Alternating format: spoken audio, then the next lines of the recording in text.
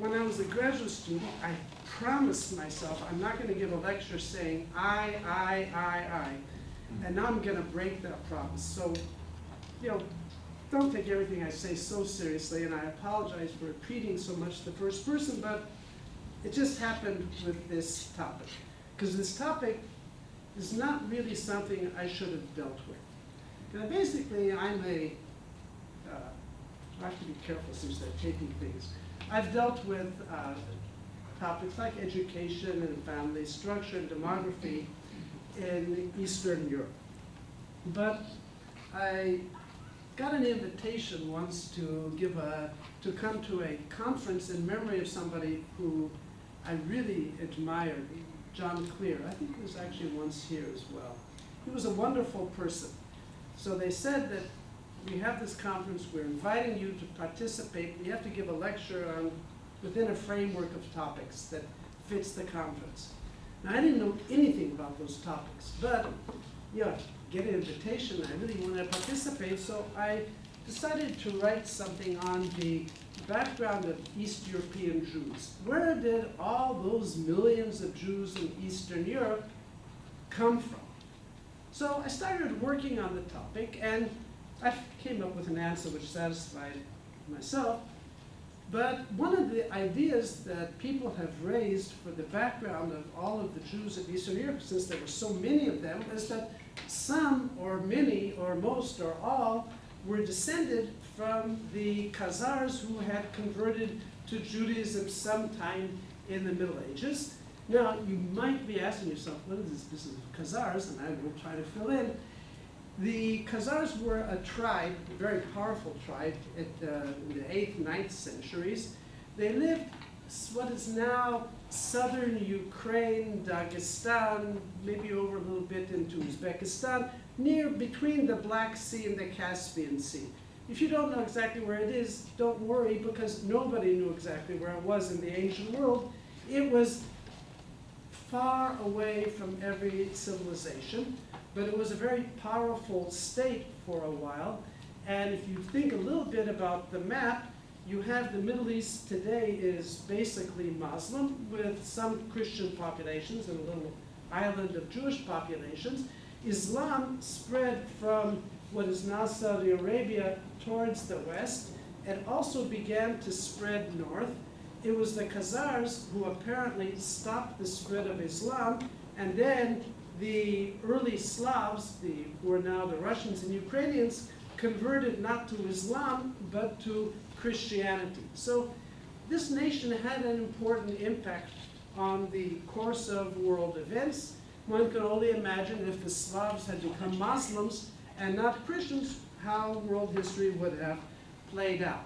So it was a powerful nation. It was possibly a large nation, and the story was that they converted to Judaism, and many people have said that the Jews of Eastern Europe are descended from this population.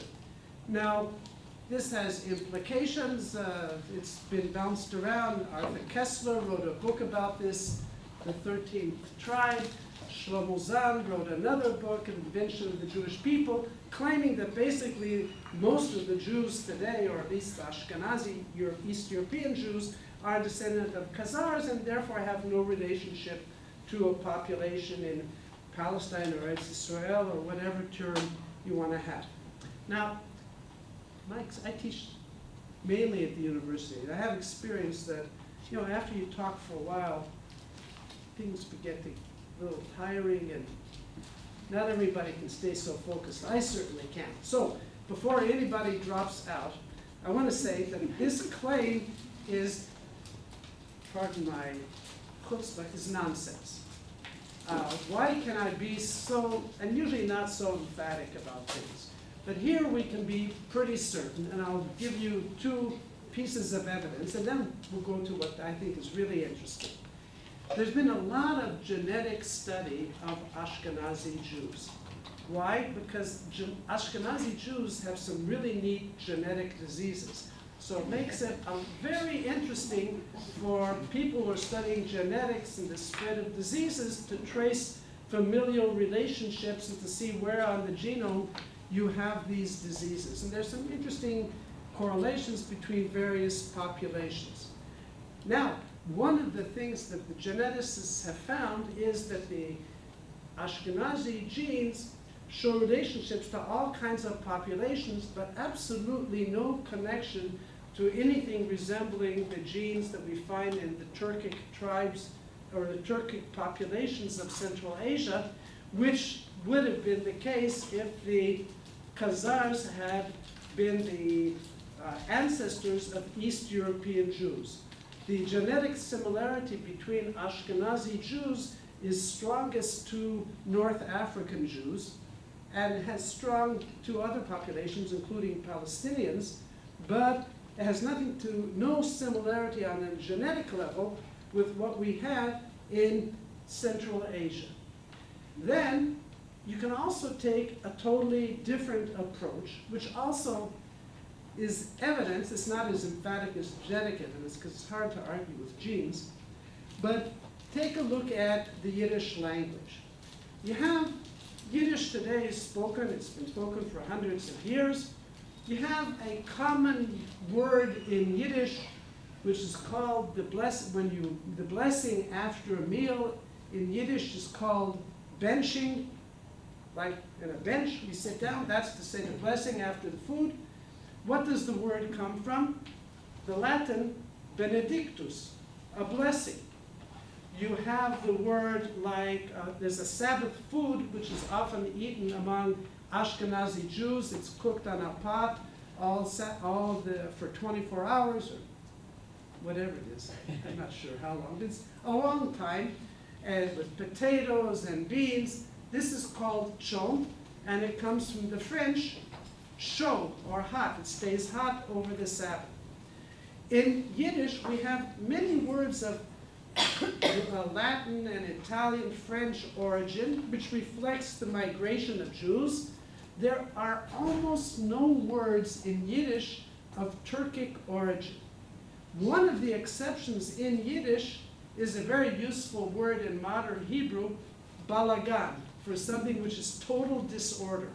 This does come apparently from the Turkish, but it comes by way of Polish. There's no need to try and find some medieval Khazar source. Now, if thousands and thousands of Khazars had migrated to Eastern Europe, you would have to have some kind of a clue or remnant in the Yiddish language, either foods or names of trees or plants. There's nothing in Yiddish that reflects the origin. So if the genetic evidence is clear-cut, if the linguistic evidence is clear-cut, then we can certainly put aside the question that the Jews of Eastern Europe were descended from the Khazars. There's only one good reason to claim this, and that is if you have a political agenda. So that you can't argue with. You can say political agenda can be good even if the evidence is not good. I mean, history, in my opinion, is not a justification for politics. You have to separate the two. In any case, the Jews of Eastern Europe are not descended from a Turkic tribe. However, the question is, did this tribe convert, or this nation convert to Judaism or not? So I didn't know very much about it, and the truth is, I didn't really care very much, as long as I knew that they didn't have any impact on the demography of Eastern Europe, because I'm interested more in demography. Then, a few years ago, a person named Moshe Gil published an article in Hebrew in which he said this whole thing is nonsense.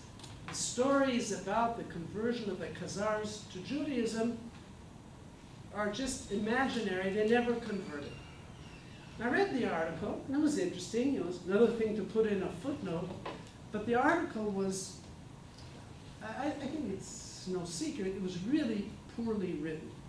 It was fragmentary.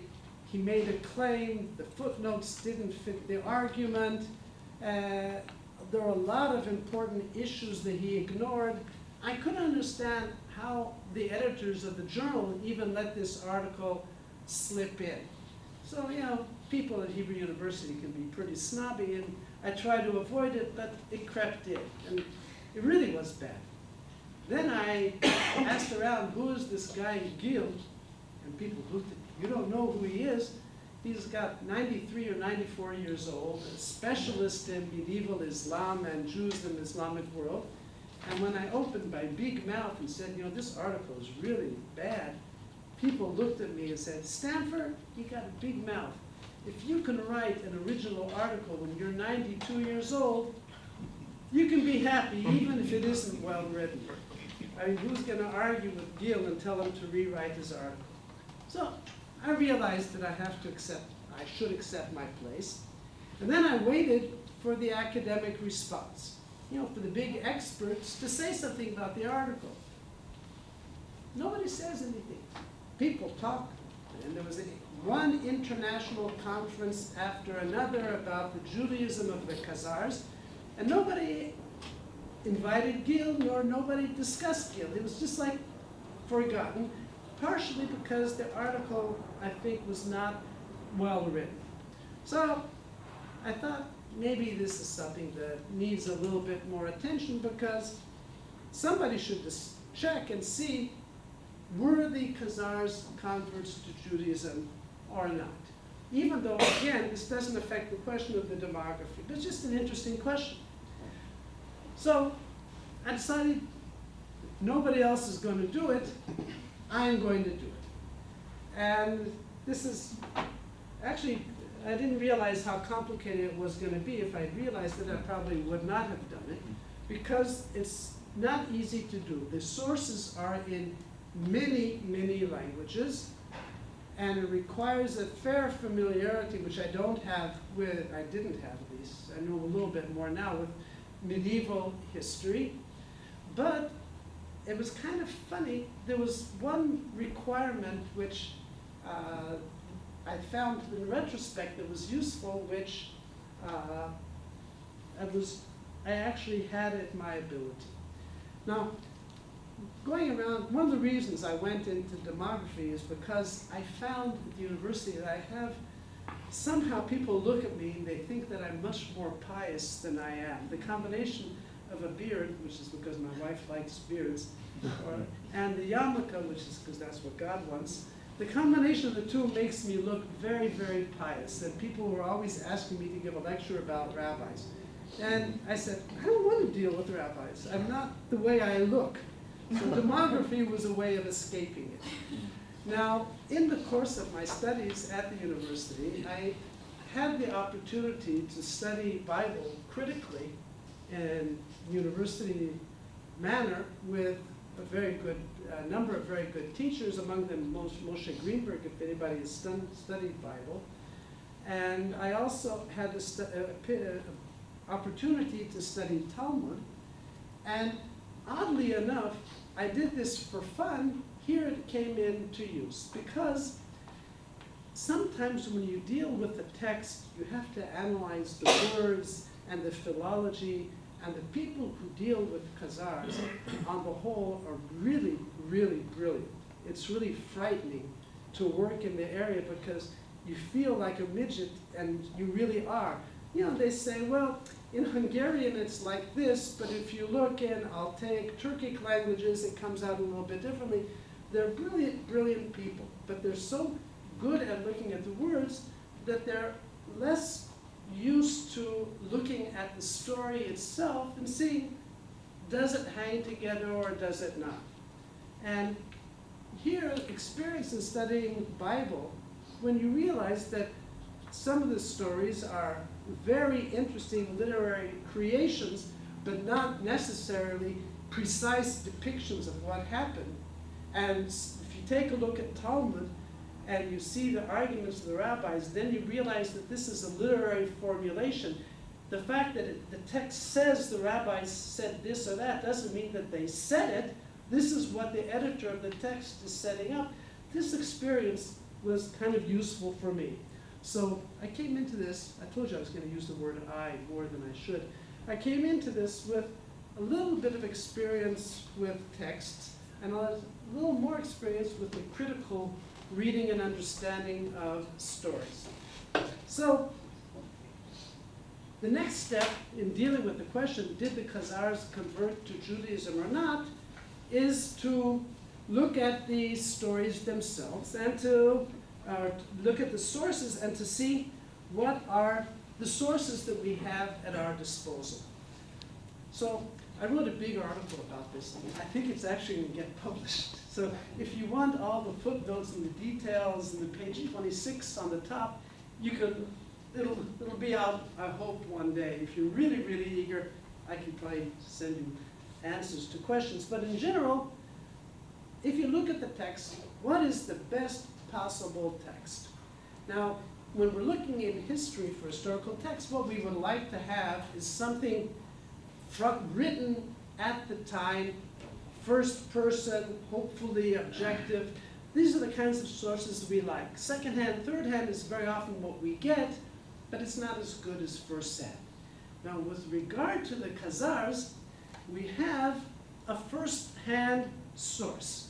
We have a correspondence between Khazari ibn Shaprut, who was a Jewish courtier, man of the court in medieval Spain, and the king of the Khazars, who lived in Khazaria, somewhere between the Black Sea and the Caspian Sea. It's pretty far away. We have a letter of Khazari ibn Shaprut, which he writes from Spain and says, I've heard that the Khazars converted to Judaism. Please tell me about yourself.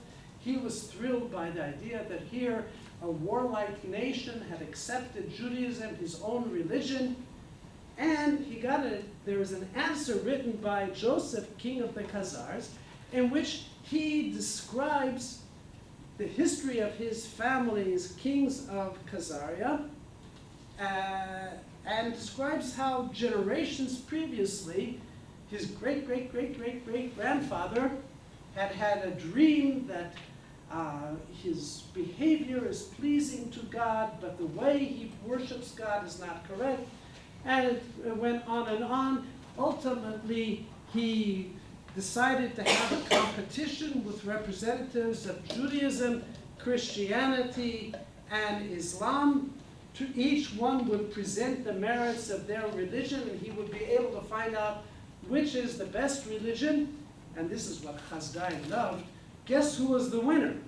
Judaism was the one. So this is the punchline of the story, and since then, for generations, the Khazars have been Jews, and they welcomed scholars, and they built study halls and grand synagogues, and on, and written in beautiful Hebrew. Now, here is where a third factor came in, which, once again, I'm using the first person, I noticed. But here it's very helpful being an experienced teacher of first-year students at university. When I get a paper from a student which has the word whereas or cacophony, the next thing I do is I start checking in on the internet, because I want to know where he got it from. There is no first-year student who's going to use the word whereas or cacophony or any of those other multisyllabic words. And the question is it going to take me 5 minutes or a half an hour to find out where he's copied? There's one person I never found, but I know they copied. My best was 2 minutes. I said, gosh, this sounds like something my teacher, Jacob Katz, would have written. So I pulled out Jacob Katz. I had to say the student had good taste to copy from a really great scholar, but you gotta give credit.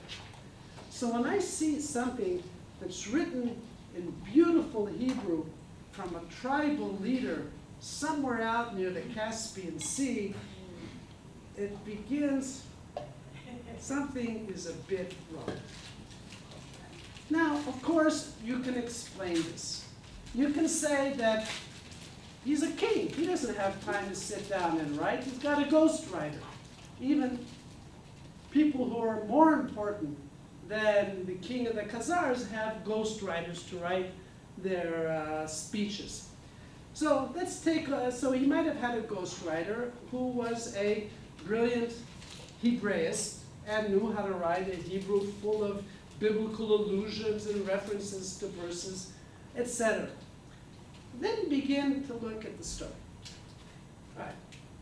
Does it really make sense that you're going to have a argument between a Jew and a Christian, a Muslim and a Jew, and the argument is going to crush the opponents with the claim you're both based on Judaism? That's not the way arguments work.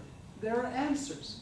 A good Christian debater, a good Muslim debater can easily provide answers and responses as to why their religion, while in one way or another based on or preceded by Judaism, is a superior form. You don't win an argument like that on points. Moreover, if you check the dates, according to the letter, you go back to the great-great-great-great-great-grandfather, and you look on a time scale, it turns out that this guy's great-great-great-grandfather, who converted to Judaism, it was active before there was a Khazar nation, because it goes back too far. What are the dates for Muslims? What? What are the dates? He goes back to it goes back to the 7th century. If you take three, he says we don't have a precise date for the letter, but it was written, let's say, around the year 900, and he says that his great-great-great-grandfather was 340 years previously. The letter between the Spanish and the Khazar was... No. The Khazar writing about his great-grandfather dates his great-grandfather 340 years earlier. We don't have a date for either letter. But the approximate date for the letter that came from Spain to Khazari... There's no written date. So the proximate has to be if it was real. In Spain, If it was real, and it came from Khazari ibn Shaprut, that had to be in his lifetime, which one? which is in the late 9th, early 10th century. I see. So whether it was, I think the whole thing was forged. But if it was real, it was written either when he was young or a little bit older. Now, if we take a look at the contents of the letter, then we also notice the fact it's written in such brilliant Hebrew, which it really is. Then you begin to say, gee, what else do we have written in Khazarian? And there's nothing. No scholar from Khazaria, no other biblical commentaries or Talmudic commentaries or poetry. We have no text from Khazaria other than this text, which appears to be Khazari. And the king of the Khazars, in this letter, writes the description of his land. You know, I'm the king of this land. The description is a little odd because he writes about the land and he describes the agriculture and the orchards and the fruit trees and the brooks, which is all very nice, which is maybe applicable to some parts of that area. This is not, the area between the Black Sea and the Caspian is not quite paradise, but there are places where there are trees. However, what were medieval Turkic nations mainly in that period in terms of economic activities? They had flocks. They were horsemen of the steppes. They went back and forth across the steppes on their horses. They had sheep, they had goats, they had all kinds of animals like this. Not a word. In this description, it would be a perfect description of what country? Orchards. He doesn't mention olives, but he could have. Palestine. Palestine maybe, Spain certainly. But it does not fit the Khazar, a steppe culture. It doesn't, there's no reference to the dynamics of migration because these nations, all of these nations, the Khazars and the Alans and the Pechenigs. I'm just throwing in words to make an impression on you. Don't take me seriously. But there really were nations like this. They were all nomads, like the Huns and the Mongols. That's why they were so powerful, because they could sweep in on their horses and sweep out. So there's no reference to that. Not only that, he does mention the cities near Khazaria, and when he talks about the area of the Crimea, which is on the Black Sea, or the areas to the south, the description fits pretty much what we know. However, when the description comes to the east, which is where the caravan routes would go towards China or to Iran, which was very important because this, in the medieval period, this was a time of trade routes which went from east to west. When he talks about that, then his geographical descriptions are very, very vague and quite inaccurate. And here you begin to wonder, if this is a king of the Khazars, he should really know where the trade was coming from the east. And you read the letter, it doesn't fit. So when you have a series of problems like this, then you begin to really have to wonder, is this a text that was written in Khazaria by a king who didn't know where his trade routes were, who didn't know what his economy was, who didn't know exactly how many years his grandfather had lived, who boasted about the study halls and the scholars, even though somehow nothing came out of these scholars? You begin to wonder, is this really a text that was written in that time and place? Could, God forbid, this be forgery? Do we know of any texts written in Spain which were attributed to authors who clearly were not written by those authors? Do we? Yes, we do. Okay, this is not a fair test, but Jewish studies experts, we have the Zohar. The Zohar presents itself as being written by a Palestinian rabbi, Shimon Bar Yochai, and it was written, it was compiled, it was put together. Nobody knows exactly how it came into being, but it was certainly not written in the time of the Romans in the land of Israel. This is a Spanish creation. Now, if you write it in Spain, you say this is a book written by Joe. Who wants to read a book written by Joe? If you say it was written by a famous rabbi in Roman Palestine, oh, this is a serious book. So the Zohar got into the literature as a pseudepigraphic text. That doesn't mean it's not worth studying. It's extremely worth studying. It's very valuable. It's an expression of religious thought. It's just not a very useful source about life in the first century in Palestine. You have to take it as it is. So we have in the Middle Ages all kinds of works which are attributed, and they're not written out of maliciousness or to trick historians, but they're written in order to fill a need, to come to answer certain problems that people have. And if we're dealing with the Jews in the Middle Ages who have their fair share of problems, they have no monopoly of problems. I think that, from my opinion, I have a simple measurement. You're probably better off as a Jew in the Middle Ages than being the average non-Jew. Most of the average non-Jews were peasants, and they were really kicked around.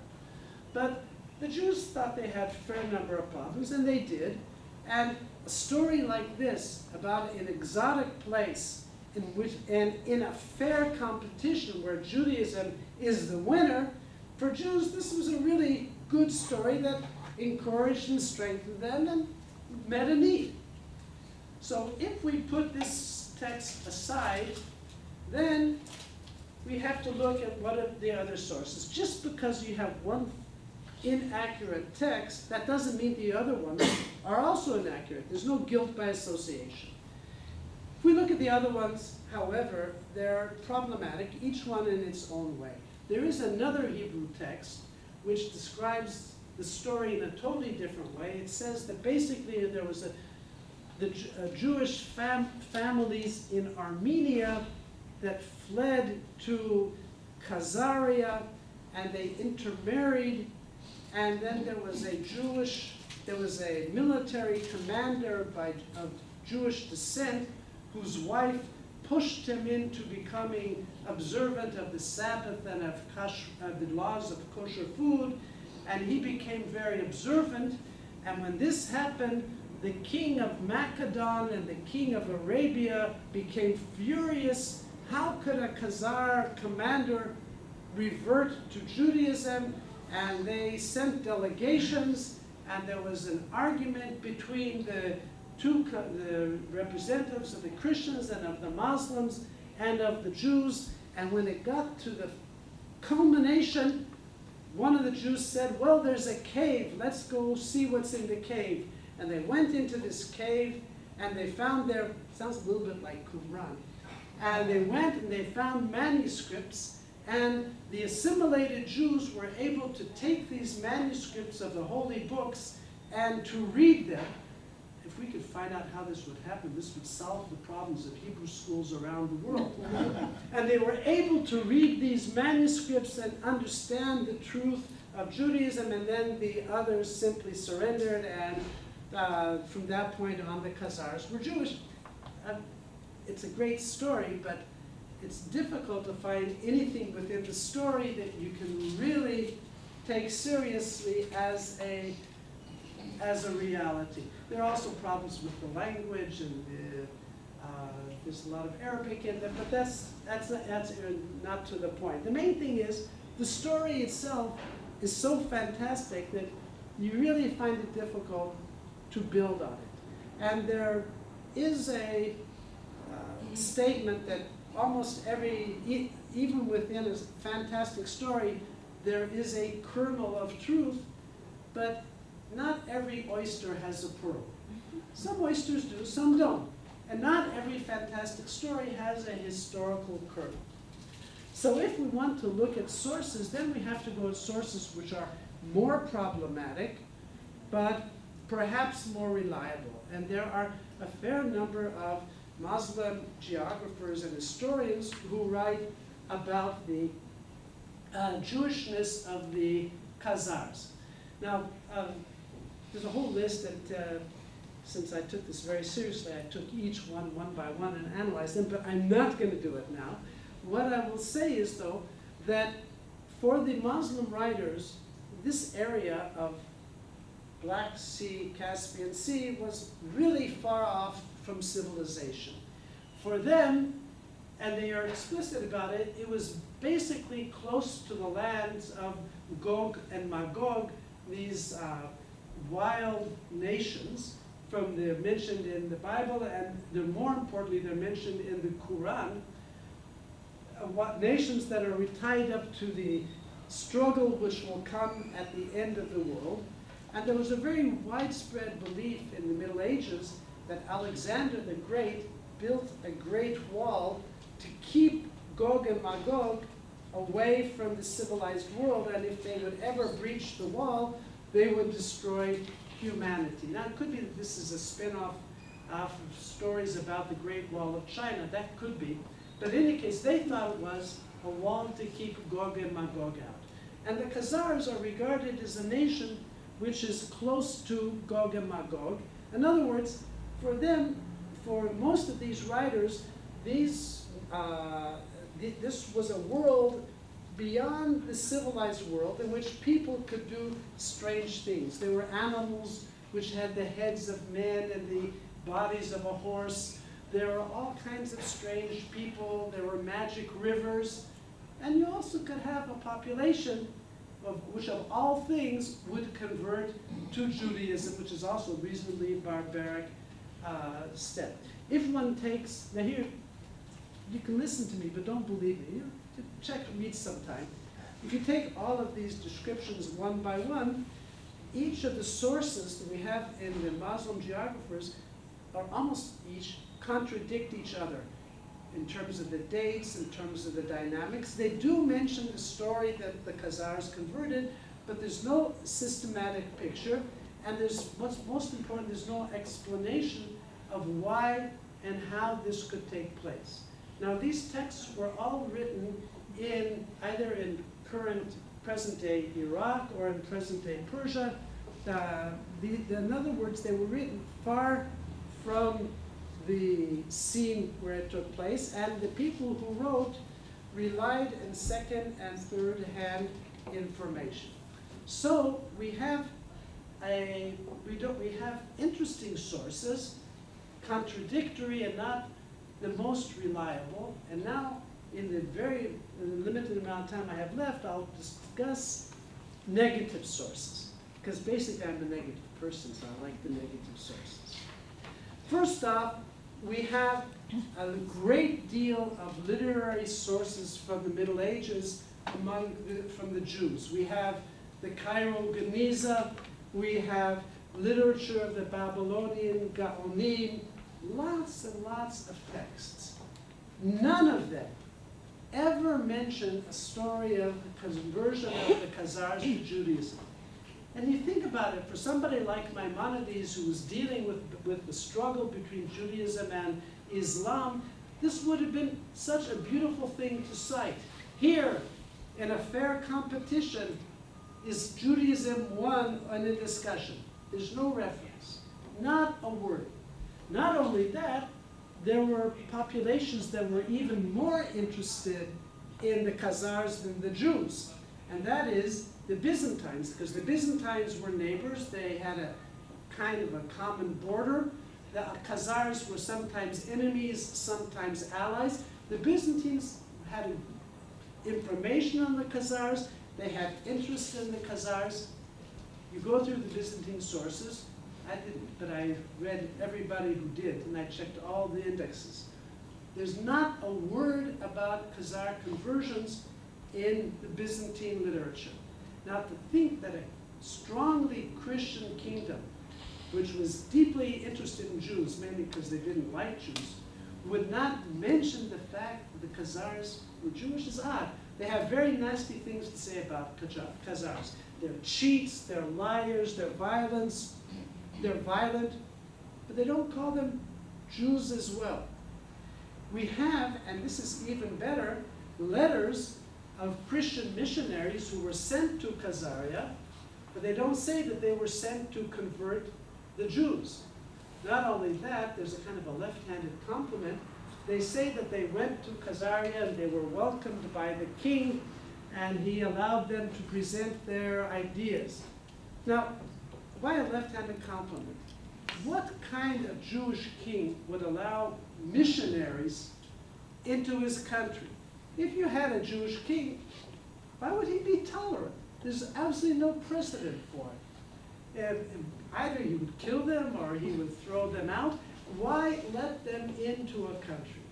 So we have then an absence of references where there should be references, behavior which doesn't make sense if the Khazars were Jewish.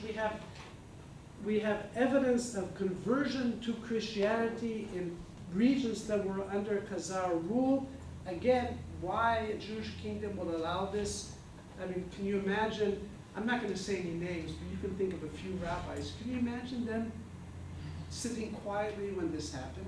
We have no literary productions from the Khazars, and now again relying on other people who know much more than I do. In the Georgian literature, in the Armenian literature, in the Persian literature, there's no reference to the Khazars. So, all in all, if you look at the story, you say, all right, what real evidence do we have for the Khazars? The best we can find is problematic evidence in the works of geographers and historians. However, we have not an argument from silence, but what I call an argument from silences. Many different national literatures, in each of one, by every reason of logic, should have somehow responded, and they don't. And if you have silence here, and silence there, and silence there, and a tradition of exotic tales about exotic places, And one last thing, if you take a look at the archaeological evidence, all of the archaeological work that has been done has not found any evidence for conversion to Judaism or even of large-scale Jews. There were Jews in Khazari. So the fact that you find a Jewish gravestone proves that there were Jews, which we know, but not significant numbers.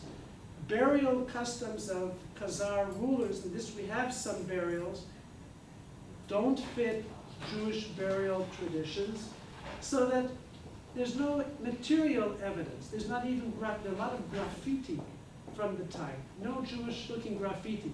The best they came up with is they found a graffiti of a Magen David, the Star of David. The only problem was that that wasn't the Jewish symbol in the 8th century. It's a medieval symbol. Somebody liked the diagrams. They drew a Star of David. But there's no really Jewish symbols. Maybe that's where it came from. What? Maybe that's where it came from. No, maybe, but I don't think so. So when you look at it, the simplest explanation, and usually simple is good, is that this is a great story. It's a myth, but it's not something that happened or something that's history. And the issue is that most of the people have dealt with this. You know, you look at it, it's kind of funny. I feel odd in this position. They're all believers. Well, this professor said that, and that scholar said that, and it's written in a book with German letters, it's Gothic, it's got to be true. Everybody is quoting everybody. And nobody says, forget the quotes, let's just look at the facts and see, is it or isn't it? And I think one of the most important historians that I know of is Hans Christian Andersen. You know the story about the clothes of the emperor? Sometimes, you know, a little kid just looks and says, yeah, he doesn't have any clothes on.